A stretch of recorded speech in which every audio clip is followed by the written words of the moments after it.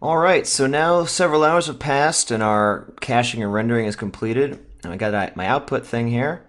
And by scrolling, I can see, there it is. Those are all the frames that I wrote to disk. Now you'll notice that the blue bar is only to here. That's just because that's how many in-memory frames from the simulation there are. We're not actually looking at that. We're looking at the output geometry node here, which is just reading from the disk the things that we wrote earlier before the break from this geometry ROP. So scrubbing it, we can see the whole 240 frames. Probably didn't need to do the full 240. It's more or less done by here, honestly, but there you have it. So let's actually look at the frames that we rendered. I'm going to open Image Viewer.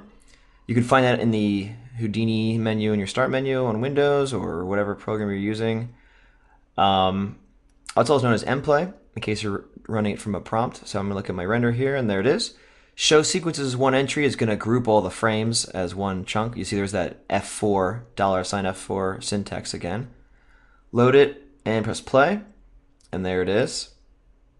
Basically what we would expect to see. Scrub it, boom. I can see actually that there's this line here. The line is basically, that's the limit of the domain. That was the limit of our simulation space. So apparently as the smoke reached it, it kind of just disappeared. It blew past the edge of our simulation. So in the future, there's a microsolver that will allow us to dynamically resize the cube as we go along. I mean, you could, of course, also, let me select this. You could make the domain bigger yourself if you knew that it was going to blow that way. But, you know, if we don't really know, we could just have it be done dynamically. But again, next time we'll talk about that microsolver. We'll also talk about some other microsolvers like disturbance and particularly disturbance. That one's a great way to make your simulations look more professional. We'll talk more about turbulence as well, in addition to just disturbance. They sound similar, but they're pretty different.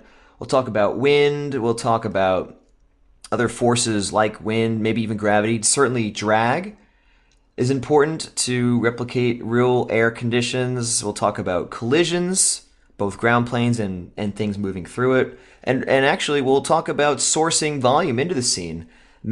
Most simulations don't just start with one volume like this pig does and then disappears from there. Many times we'll actually want to continually source density into the scene, or even source velocity into the scene, or source heat into the scene.